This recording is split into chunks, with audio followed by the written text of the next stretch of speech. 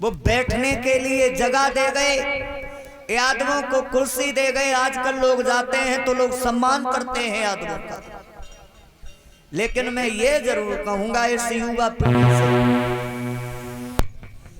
हम अपनी युवा पीढ़ी से ये जरूर कहूंगा कि अगर ऐसी हमारी तुम्हारी अगर हालत बनी रही, हम तुम इसी रास्ते पे अगर चलते रहे, तो वो दिन दूर नहीं होगा कि हमें और आपको दोबारा फिर बैठने के लिए चारपाई नसीब नहीं होगी। और इसका सबसे बड़ा कारण क्या है मालूम है? हमारे तुम्हारे गांव की पार्टी बंदी सबसे ज्यादा, और विनाश की जड़ है जब प्रधानी को चुनाव भैया भैया को अलग करवाए देते हैं।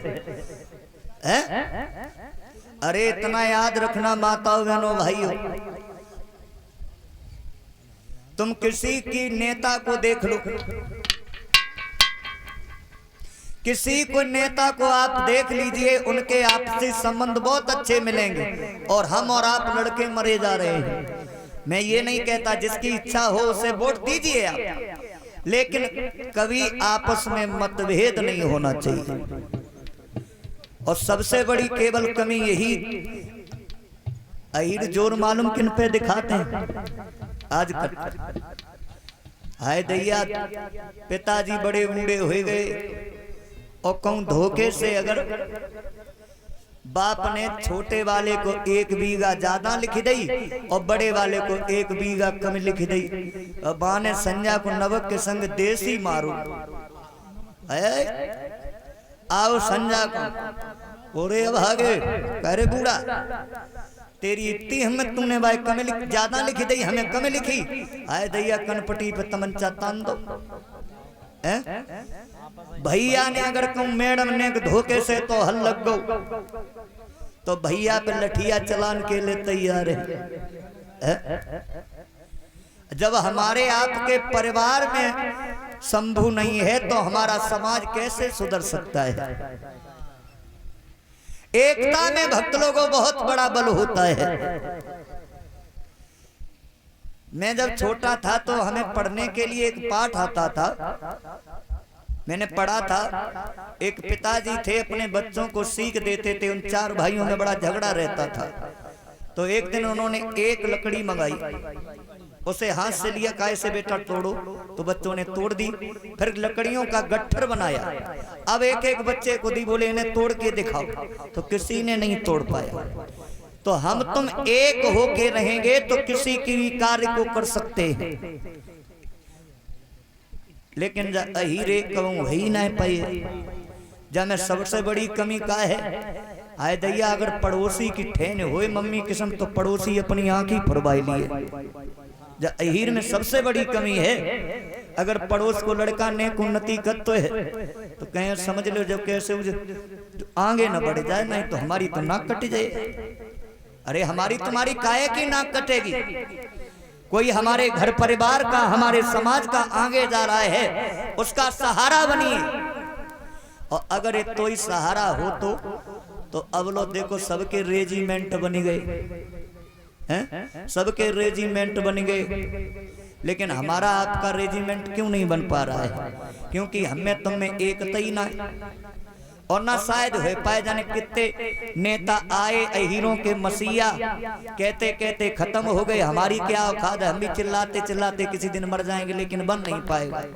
उसका कारण सिर्फ यही है कि हम तुम एक दूसरे को चाहने वाले नहीं हैं, यही कारण होता है।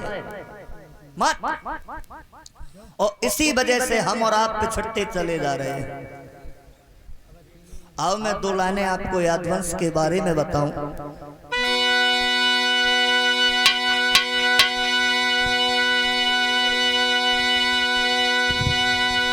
कि क्या था इतिहास तुम्हारा, मैं तुम्हें बताने आया हूँ। उठो यादव हुआ सवेरा, तुम्हें जगाने आया हूँ।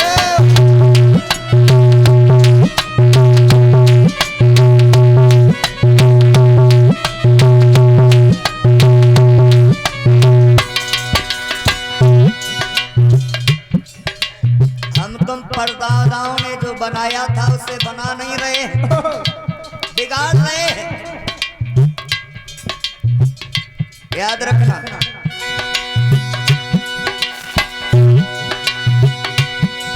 ये चरित्र और आचरण तुम्हारा था मशहूर जमाने में, लेकिन मगर याद यादव का गौरव लगी रहे आप मिटाने में।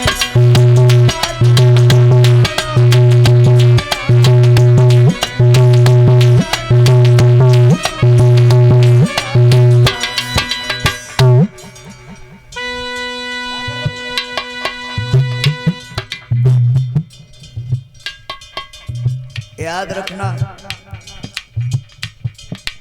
अरे लड़ाई करो, हिम्मत रखो, लेकिन ये थोड़ी बताया गया कि अपने से लड़ो।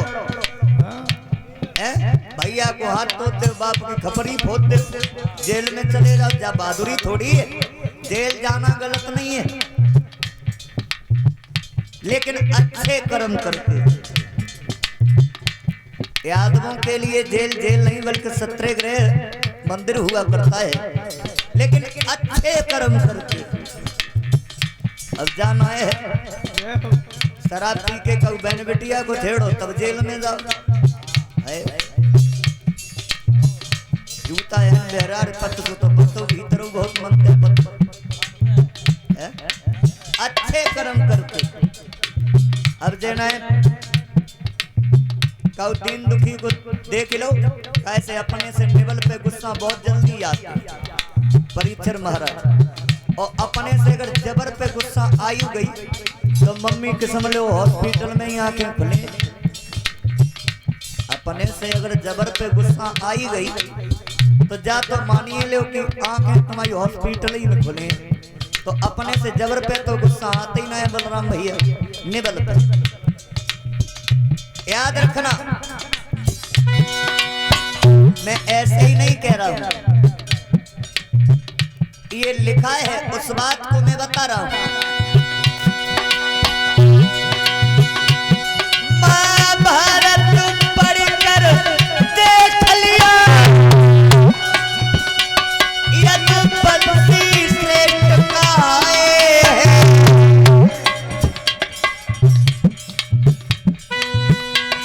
ये यादव पंथ है बड़ा पवित्र, जब मुरली वाले आए।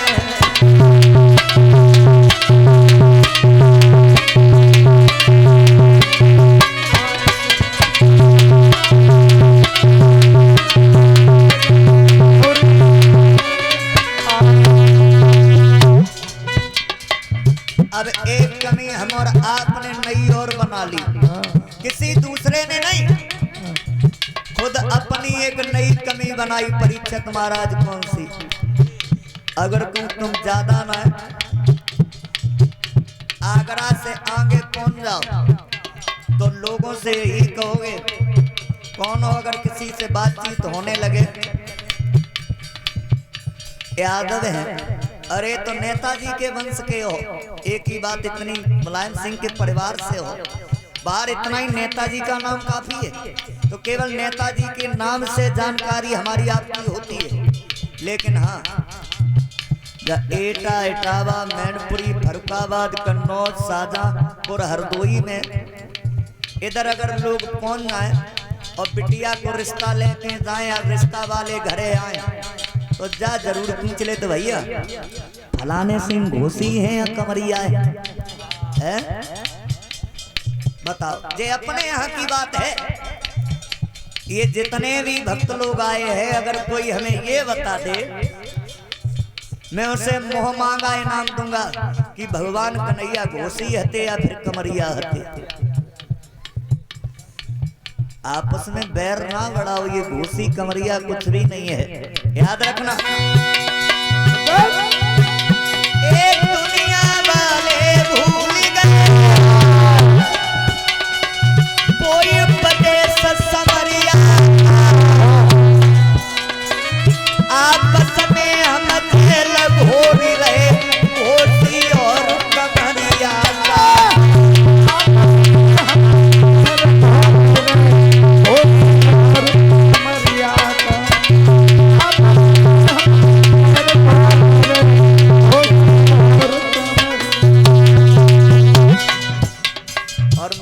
पाएंगे अगर कोई यहाँ और बैठा हो। मैं हर बिरादरी का सम्मान करता हूँ और सभी लोग हमें बड़े प्रिय हैं, क्योंकि मैं सबके यहाँ कथा कहने जाता हूँ।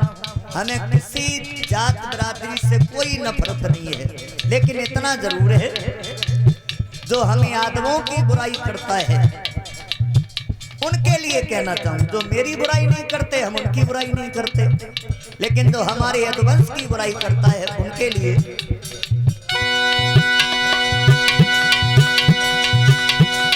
सभी जाते हैं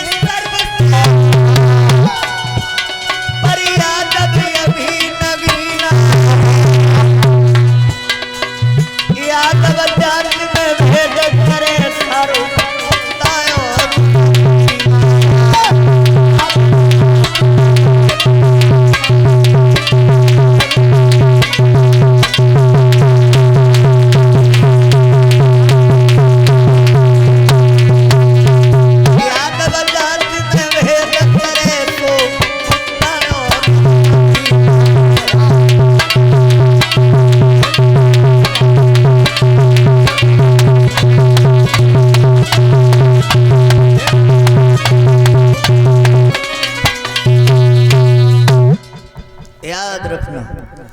इसी यदुवंश में। और कलश वाली बिटियां बहरान निकल के आ जाओ। देखो ललित माऊ बजीपा आज फिर आएगो और का निकल दूसरे दिन आओ जारी 5 दिन आइयो। बस जी 2 दिन और बच्चे बस फिर जाके बाद हमें तुम्हें कोई ना पूछे।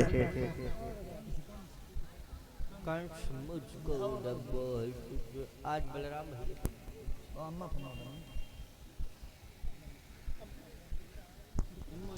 साथियों वाह भाई वाह टिफिन मिलने का।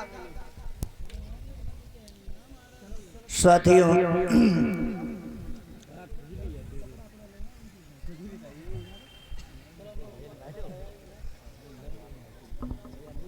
आओ एक कीर्तन हो जाए झांकी से, तो उसके बाद सुनेंगे कथा।